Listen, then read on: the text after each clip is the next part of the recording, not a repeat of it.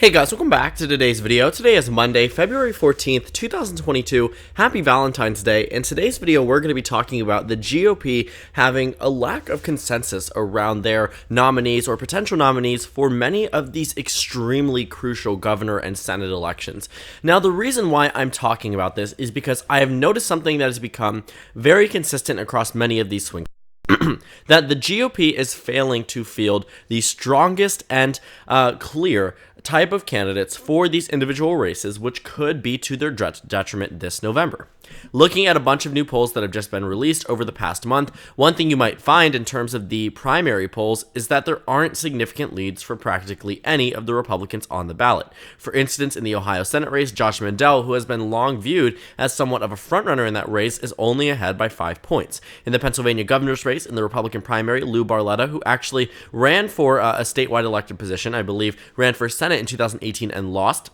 That race ended up being a 4-point advantage for him, even though there is some type of idea that he would be able to win. In the Ohio governor's race, what we find in the Republican primary as well is that Mike DeWine, as the incumbent, is only ahead by 18 points and is only receiving 41% of the vote, which means if the other side was to combine forces, you would see potentially an incumbent down by just a margin of 2 percentage points. So it's a lot going on all at once, and I think that one thing that the Democratic Party really has done much better than the Republicans is solidify their Senate candidates. When we take a look at the governor elections too, I think that's two things that in particular where the Democratic Party has completely outpaced the GOP is in many of these key races. The Democratic Party does not have a single retiring incumbent Democrat in a swing state, and they only have one retiring Democrat in entirety from the state of Vermont, which is a state that has been safe Democrat from the very beginning. And in terms of electoral precedent back in 2016, what you will find is that Vermont went to Patrick Leahy by a margin of 28.2. And the Democratic frontrunner, might I add, there is one already in the state of Vermont,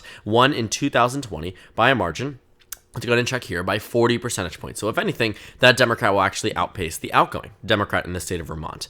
But looking at the rest of the states here, the Democrats have a frontrunner in the state of, North Carolina. Pennsylvania is a little bit shaky. Connor Lamb seems to be surging in support. That's one of the few areas where the Democratic Party doesn't really have consolidated candidates. They have incumbents in New Hampshire. They have incumbents in Georgia, Arizona, Nevada, Colorado. These are states that are going to be somewhat competitive that Democrats already know who their nominee is going to be. Looking at the state of Florida, we have a front runner there. Looking at the state of Ohio, we have a front runner there. Looking at the state of Iowa, there is a front runner there. What we have here in terms of the GOP side, what do we have in Iowa? Well, we know that there's going to be an incumbent. So okay, that one's off the hook. But Ohio is going to be a competitive primary. We have a competitive primary in the state of North Carolina. We don't have a competitive one in Georgia, and that's because Donald Trump was very quick on that race. The state of Florida won't because there's an incumbent. Colorado probably isn't going to be heavily contested, so we won't cover it too heavily, but I don't know if there is a Republican frontrunner at this point in time. The state of Arizona does not yet. The state of Nevada seems to have one, but again, that's a little bit iffy because there does need to be a little bit more exploration as to whether or not the candidates there are electable. And in terms of the governor races, what we find is that this is a re-emerging trend as well across many of them. You're looking at Arizona, and while there is a GOP incumbent, we don't know who the quote-unquote clear frontrunner is. And I say that simply because even though Donald Trump has made an endorsement, his Trump-endorsed candidate hasn't actually been performing up to par compared to other Trump-endorsed candidates. And I think this is a story told around the rest of the nation. Pennsylvania doesn't have a clear GOP frontrunner. Looking at many of these states, what you are finding is that the GOP is struggling to field the best candidates, where the Democrats, have Stacey Abrams in Georgia, who nearly won in 2018. Beto O'Rourke in Texas, who nearly won in 2018. The Democrats have top-tier A-list candidates plus all of their incumbents, and they know what they're doing is going to work. The Republicans, however, are still fighting to find within their own party who is going to be representing them this November. And, of course, not to ignore the competitive Democratic primaries, but I am going to say what you will notice through the next 8 tabs is that this is a re-emerging trend, and it needs to be addressed sooner than later because either Donald Trump needs to make some endorsements, or otherwise the GOP is just going to be infighting consistently, whereas Democrats are going to have additional months to fundraise and campaign against the GOP as if it was the general election season, which could pose an advantage by the end of this election season. So we start off with the Ohio governor's race. I mentioned this earlier. Mike DeWine is up by 18 percentage points. Not good for an incumbent, but still a lead nonetheless. In the Senate election, Josh Mandel isn't taking away the lead like we expected him to. Back in December, he was up by 6. In fact, that lead is narrowed down to just 5 as of early February. Very interesting to see the change could likely due to the fact that maybe Josh Mandel is receiving more attacks or the other candidates are starting to inch back up in terms of support. Moving over to the Pennsylvania governor's race here. Lou Barletta ahead by 9 points earlier on in February of 2021.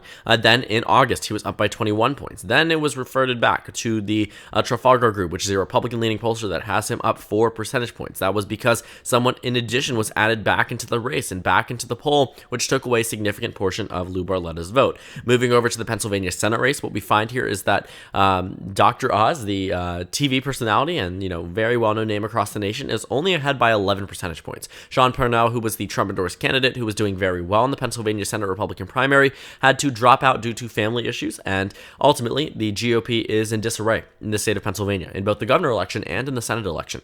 In the state of Arizona, the GOP is finding it more difficult to support candidates like Kari Lake. What we find is that back in August, she was ahead by 16 points. She was endorsed by President Trump, that endorsement carried her. In the month of November, she was up by 17 points, but she has said some things that I think has made the GOP slightly more worried. She has said things along the lines of, not necessarily along the lines of explicitly calling for the arresting of Secretary of State Katie Hobbs, the Democratic opponent.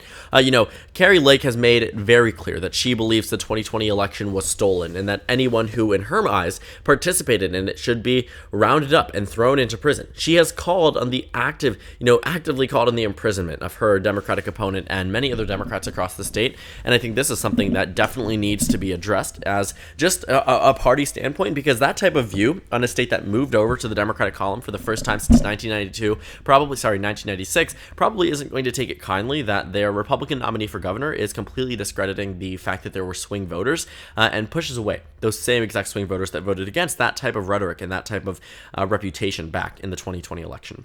Moving over to the Arizona Senate race, what we find here is that Mark Brnovich, while ahead by 14 points as of recently, doesn't exactly take a lead that is super impressive. I don't think that this race is going to be anything but a Brnovich victory, but being only at 25% means that it truly is anyone's game. These numbers don't add up to 100% by any stretch. In fact, I would say that these numbers add up to somewhere around nearly 55%, which means there's a significant portion of the population that is undecided, and who knows what will happen by the time we reach the general election. So looking at the Arizona Senate Republican primary, the GOP still does not have a clear person to run. In the Georgia governor's race, Brian Kemp and David Perdue are practically neck and neck.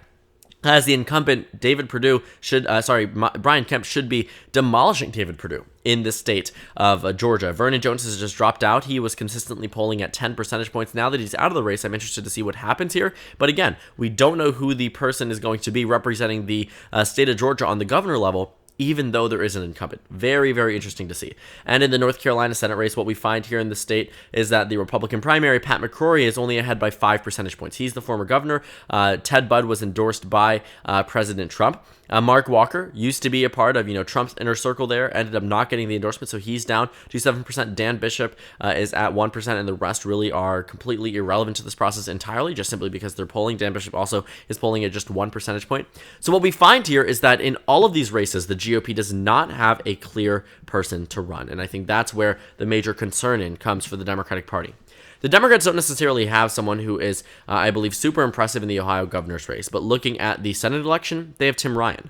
Looking at the Pennsylvania governor's race, right now what we have is Josh Shapiro, the attorney general of the state, who actually outpaced Hillary Clinton and many other Democrats statewide. In the Pennsylvania Senate race, what you have is either Connor Lamb or John Fetterman, competitive, but probably one of the less competitive ones, and it seems to be more clear and clear based off endorsements and based off of this surge that Connor Lamb is going to become that Democratic nominee for Senate. Looking at the Arizona governor's race, you have Katie Hobbs, easily going to take it away. The Arizona governor race is Katie Hobbs. Arizona Senate race is Mark Kelly.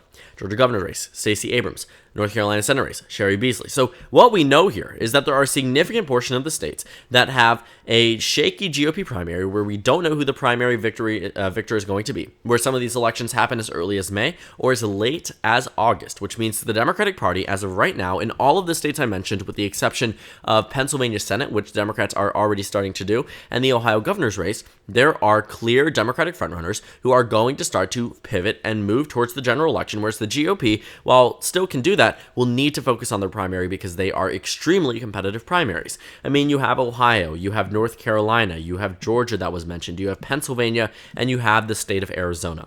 Altogether, what does this tell me? It tells me that there are 5 states where the GOP struggled for victory back in 2020, or won by a good amount, but didn't exactly do the same thing in 2018, and I'm talking about Ohio in this instance.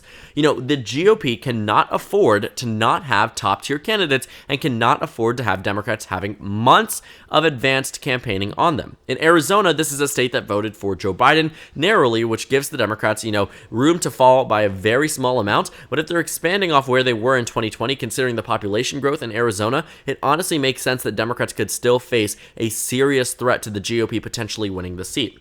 In addition to that, looking at the state of Georgia, what you will find, again, it is a competitive state. The Democrats have a very minuscule amount of room to fall, but the Atlanta metro area is still booming. There is still a growing population, and with that growing population, increased Democratic votes, considering who is moving to the states. Looking at the state of North Carolina, this is a state Donald Trump won by 1.3%. The GOP cannot afford to be behind months by the Democrats. They need to start coalescing around a candidate now. The state of Pennsylvania, a state that Joe Biden won by 1.2%. Again, the GOP did not win here in 2020. There's no guarantee they win in 2022. And while the state of Ohio is probably one of the more impressive victories, in fact, it is the largest margin out of any swing state besides Iowa for Donald Trump. Donald Trump won here by 8.1%. It is a state where the GOP has significant room to fall, but in off years when Donald Trump isn't on the ballot, for instance, like 2018, Sherrod Brown actually won the Senate election by 6 points, and the governor election only went to the GOP by a margin of about 2.7%. So what I've gathered so far from many of these states, and I think what you should be gathering from this, is that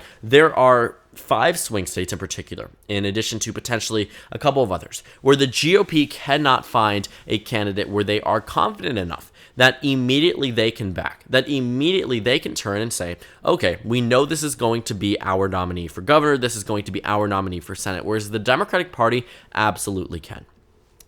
I think that the Democratic Party has really done a very good job at fielding top-tier candidates for 2022. While in many ways we expect it to be a Republican type of wave, I'm expecting the GOP to gain seats in the governorship. I'm expecting the Democratic Party to lose seats in the United States Senate. I'm expecting the Republicans to win control of the House. All of that taken into consideration, the Democrats are still doing well enough to do some type of damage control and to still remain in a competitive position for many of these races. Rather than cower behind their resignations or their retirements, the Democratic Party has decided to put up every single one of their incumbents besides one from Vermont, which isn't going to be competitive. So for everything that matters, the Democrats have fielded all of their incumbents. And this isn't to say that the GOP doesn't have incumbents, because they have them in Wisconsin, they have them in Pennsylvania, they have them in North Carolina, they have them in Ohio, but guess what? They're retiring in Pennsylvania. They're retiring in Ohio. They're retiring in North Carolina. And they almost retired in Wisconsin. What we find here is that the Democratic Party is in a position where they have top-tier candidates on their side who probably still won't win, but will be able to impact down-ballot races, will be able to help on a localized level, and will still continue that groundwork for Democrats to remain competitive in some of these states. While easily Democrats could have written off 2022 as a GOP year, the Democrats are still fighting back hard, and that's why the numbers aren't going so well for the GOP. The Democrats have done a successful job at painting the GOP as the party of January 6th, as the party of President Donald Trump, and as someone who was rejected by the voters in 2020, it is not a good sign to be tied closely to a party in 2022. While I don't doubt he will be on that campaign trail and trying to rile up turnout within the Republican primary, I don't think that the Republican Party is doing the best that they can. And just looking at these states, they are really shooting themselves in the foot with many of these primaries where the Republican Party or Donald Trump needs to do more to shore up some of these Republican candidates who could be easily facing off against the Democrats right now if they were given the assurance that they would win that primary. But instead, all of their money right now, all of their resources, all of their canvassing is going to be focused on the primary, because there's no point in focusing on the general election until you actually get there. And none of these candidates want to be overly confident, because that's exactly how you lose a primary in the first place. So maybe it's, one thing to say that the GOP benefits from competitive primaries. Maybe it would do some type of, wonder for the GOP in terms of representation, in terms of who ends up in the Senate, who ends up in the governor's office. But also, on the contrary, I would say, since the Democrats already know who they have, I think that it becomes a point where the GOP is now, needing to stop fighting within each other. But some of these primaries are going to happen May 17th. Some of these are going to happen August 2nd. And that's where a lot of concern, I think, comes in for many of these top tier, states that are typically swing states that will have a competitive race, but will need the Republican Party to focus on the general election like the Democratic Party is right now, because either it's a state that the Democrats won in 2020, or it's a state that the Republicans won only narrowly in 2020. The national environment definitely should be taken into consideration. You're talking about maybe, a 5 to 6 point swing relative to the generic ballot back in 2020. But I will say, because of the gerrymandered maps, because of the top tier Democratic candidates, Democrats have better candidates this time around than they did in 2020. So looking at the map and looking at who's running, looking at who the Democrats have fielded, I would say that the Democratic Party is still poised to do well. It's just a matter of whether or not the GOP can sort of double down on their efforts right now, find the right candidate and solidify with them, or the Democratic Party could continue to work up and build down the legitimacy of the GOP while they're only focused on breaking down each other. And I think that's where the biggest problem lies for the GOP, that while they're simultaneously attacking each other, the Democrats are doing the exact same thing, and they're doing it more effectively because they are the only ones who can truly focus on the general election season. So, thank you guys so much for watching this video. Make sure to comment down suggestions below. Subscribe on the left if you haven't already, and check out the Instagram and Twitter. At the bottom left of the screen, there's also a Discord server for you to go ahead and join. On the screen, there's a video you can watch, and there's a playlist for my 2022 election analysis videos. Again, thank you guys so much for watching, and I will see you all later today.